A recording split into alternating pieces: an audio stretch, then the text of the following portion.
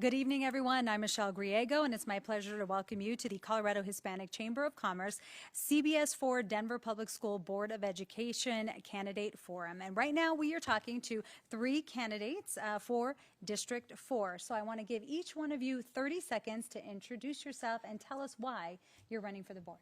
Wonderful. Well, good evening, and thank you to the Hispanic Chamber and to the American Red Cross. I kind of feel like I'm at home. I worked here in 2008. My name is Dr. Jose Silva. I'm a native of Denver. I'm a father, a husband, and a proud graduate of Denver West High School. Most recently, in 2019, I earned my doctorate degree from the University of Colorado in the first ever Latinx cohort.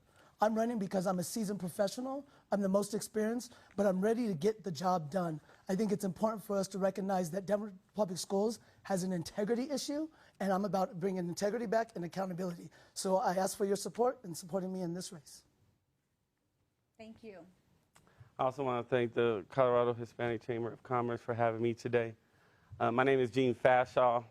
I am a husband, a father, Denver native and DPS graduate, and I'm also an Afro-Latino male that is a classroom teacher. So I know firsthand what the needs of our children are, whether it's our English language learners, our Black students, or our students with disabilities. So it's important for us to have somebody that has the community and our kids' best interests in mind. Thank you. Michelle? Thank you. I'm Michelle Quattlebaum, and I am running for District 4. And I'm a mother of 3 DPS alumni. Go Patriots.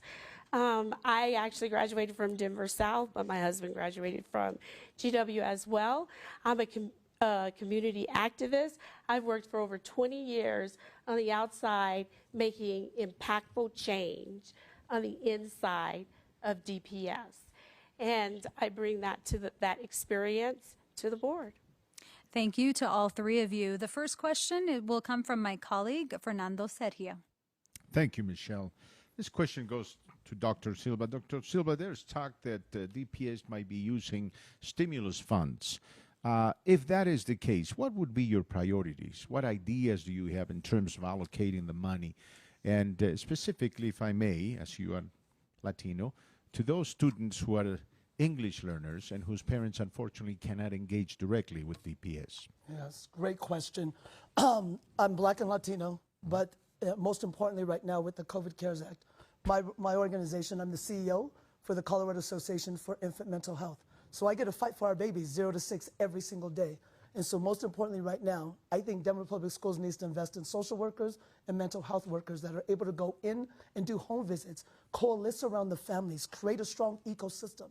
And so as we think about removing police officers from the schools and adding social workers, we haven't thought about the cost. And I think the cost burden piece that we can utilize, in particular for Latino families, is to be able to give them social workers and mental health providers that speak their language, that understand them. The great thing about my organization is we offer the professional development statewide, and we hold the credential. And so we've reached out to DPS during the pandemic and to school board members to no avail, right? And so we actually, community members actually have the resources ready to do the work. It's about DPS stepping up and accepting the resources from the community. Jean, I want to ask you, how would you guide the district in balancing students' academic needs and mental health needs, and then ensure the resources are there to help? First and foremost, as I said earlier, I'm the only classroom teacher that is running in District 4 at this time. And I taught through the pandemic. I saw firsthand some of the things that our students are dealing with, whether that's trauma, whether that's struggles in the classroom. So we have to make sure that we're addressing those needs for our kids. Teaching our teachers how to be trauma-informed when they're dealing with all of our kids, especially our underserved children. And we have to make sure that we're holding them to high expectations. Oftentimes we get comfortable living in a place of deficit when we're dealing with our children, especially the underserved, as I stated before. So we have to make sure that we're meeting all those needs, coming from a place of understanding and willing to look at each and every child as full of potential and unlocking that potential, whatever resources and supports that they need to do so. Thank you. The next question will come from my colleague, Jesus Sanchez Melean. Okay. The Mombello case of consolidating a summer school is a very remarkable in your district. Imagine that you are in the DPS board and you need to analyze a similar situation. I mean, you'll be forced to decide which school need to be closed and need to be consolidated. To what extent the Mombello case will teach you some lessons or some ideas for deciding this new case, hypothetical case? Right, hypothetical case. Thank you for the question. And just to be transparent, our family went through that. Our children went to Smiley Middle School, District 4, and we had a consolidation happen. Our youngest child was also the last continuating class at that school. So I understand firsthand what school consolidation and school closures do to families and the community. So that will never be my first go-to, answer to solve anything. However, I believe that we have to involve the community in the conversation so that we are responsive to the needs of the community versus reactive to what the system is producing. Thank you. Dr. Silva, I want to ask you, how would you hold schools accountable for providing quality education? Amazing question. Thank you for the question. I'm known as Mr. Accountability. That's what I've done, and that's what my career has been about.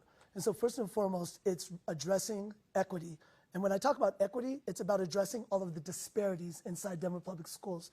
We can't get to high performance academic achievement if we don't understand our budget, forensic audit of that, if we don't understand the policies that are outdated, and laws and regulations that are strangleholding the opportunity for our students to be successful. So for me, it's doing a top-down assessment of the entire organization and then implementing change by addressing disparities and equity. In order to impact academic achievement, I would launch a universal assessment just to understand where our students are at today. That then would help be able to lead creating a framework around the state, around the school district, around how then we implement the change. First and foremost, though, we have to have plans and metrics, and Denver Public Schools is showing us that they don't have plans and metrics ready to do the work, and so it starts with a cohesive plan. Jean, I want to ask you, you're a teacher and you're a parent, as you said. How will you balance the needs and priorities of a diverse community, including teachers, administrators, families, students, community members, with all differing opinions and all differing thoughts on what is best for students? First and foremost, it's important to recognize that every decision that we make needs to be based in what's best for our kids. It's important to understand the diversity in all of our communities and the vast amount of resources that are available to make sure our kids have everything they need to be successful.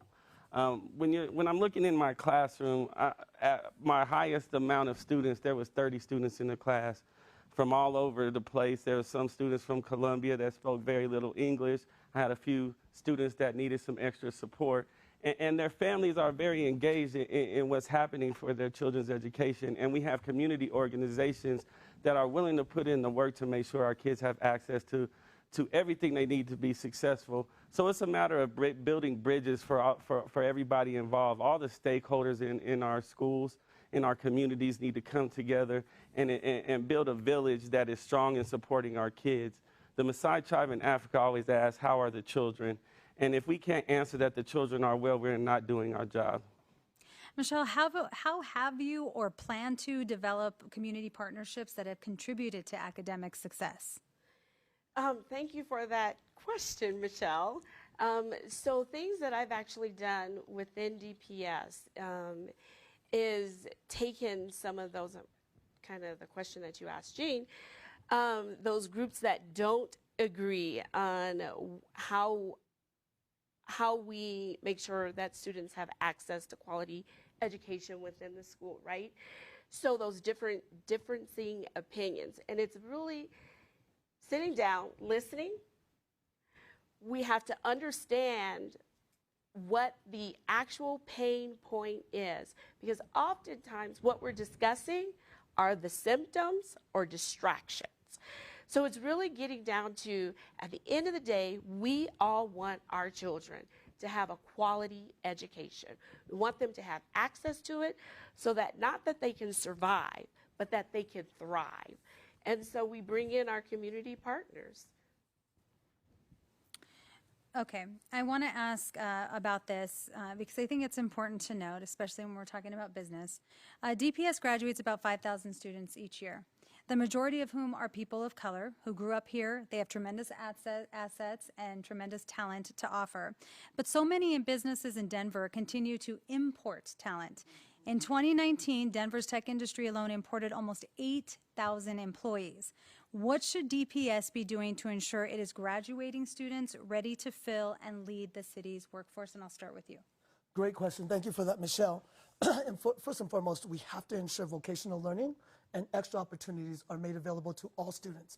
In particular, in my district, in District 4, if students wanted to attend CEC, they're traveling nearly 15 miles. And so we have to think about equitable access and opportunities for all students in Denver Public Schools. So only those that can attain or get to CEC are being able to have those opportunities.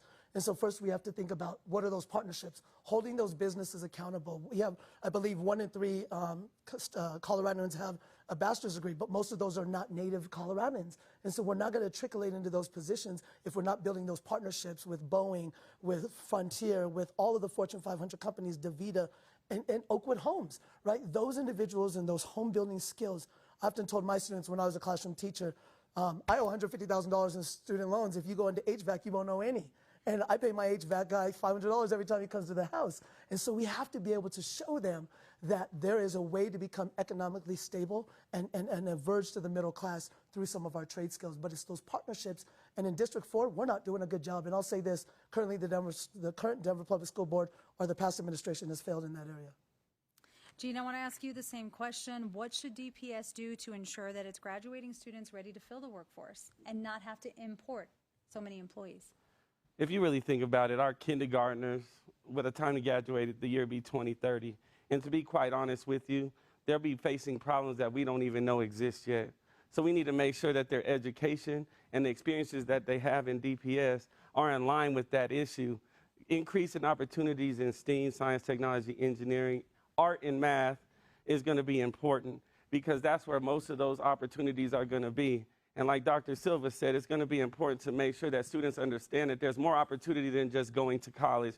You can get a trade, you can become a pipe fitter, you can become a welder, you become a carpenter, because construction jobs are important as well, and other trades that can get them where they need to be. And also going straight into the workforce as well out of high school. We need to make sure that they're prepared to go into whatever they choose when they graduate from DPS. And DPS needs to give every support that they need along the way to make sure that they're successful. Michelle, I want to ask you the same question. Yes, thank you. Excuse me. So when I think about filling the workforce, yes, I agree with the gentleman here that we need to make sure that we're leveraging the resources that are out there in the community. Why are we not partnering with our local labor federation organizations, bringing apprenticeships in? Because when our students are offered the opportunity to enter into an apprenticeship, they know that they have a good paying job. Also, when we make our students proud of being a DPS student, when they go off to college, they will come back. And that's really what we're dealing with. How do we get our students that go off for training to come back? They need to have pride in being a DPS student. Thank you. I want to ask each one of you, we'll start with you, Dr. Silva. You talk about integrity issues and you talk about other issues within the district. What do you see as your top 2 priorities if you get to serve on the board? Yes, great question. First and foremost, budget. We cannot go back to our voters or even have conversations around school closure, around equity, if we do not have a forensic audit. I run an organization. People rely on me being able to raise money so they can eat. I've been on boards. I've sat on boards. I understand the fiscal management. I've raised over $40 million in my career, and I know what that means. I'm the only individual that is running in District 4 that understands that component. The second piece is policies, procedures, and understanding all of the laws that are impacting the students in Denver Public Schools. As somebody who's worked on and co-authored laws, I understand the legislative process. I understand the nuances of that. And so it's important for those two pieces for me coming in. I'm a nerd, so it's hashtag nerd to the board. It's around the budget, and it's around the understanding the policies and systems that are impacting negatively our students and addressing disparities in that way. Jean, if you get to serve, what are your top 2 priorities? First and foremost, just like my experience in the classroom where I saw majority of black students, brown students, English language learners, and students with disabilities, my first priority is to make sure that their outcomes and opportunities improve. And there's nothing else to that. That's my main goal, is to make sure those kids have access to the same opportunities that everybody else has. Secondly, I believe in retaining, not just recruiting teachers of color, but have systems in place to retain them. There's a traumatic experience for teachers of color inside of Denver Public Schools, and we have to make sure that there's accountability and transparency regarding retention rates and where we're recruiting teachers from and what percentage of staff are teachers of color, making sure that they also have culturally sustaining environments, which are just as important for teachers as they are for students. And then lastly, make sure that they have differentiated professional development, because the needs of our teachers are just as diverse as that of our students, and that they can make a career in Denver that is long-standing, because the cost of living is pretty high, and we have to make sure that they can support themselves going forward. So those are my 2 top priorities. Thank you. Michelle, your top 2 priorities. So my top 2 priorities are making sure that all students have access to educational opportunities. And when I talk about educational opportunities, layered in there is, yes, making sure that our students and our teachers of color feel supported, feel heard, and continue to have that same excitement and drive to remain in Denver Public Schools. We have to rely on the research that's been out there. They've been talking to us. I currently have a husband that actually left the profession. And so we need to figure out, how are we keeping teachers like him? And then mental health. We have to address the social and the emotional being of all of our students, and being equitable in the resources that we leverage to ensure that everyone is taken care of. Because if you're not right socially and emotionally, you can't learn. I want to thank you, Michelle Quattlebaum, Jean Fashaw, and Dr. Jose Silva for joining us tonight and answering some of our questions. It was very nice meeting all of you.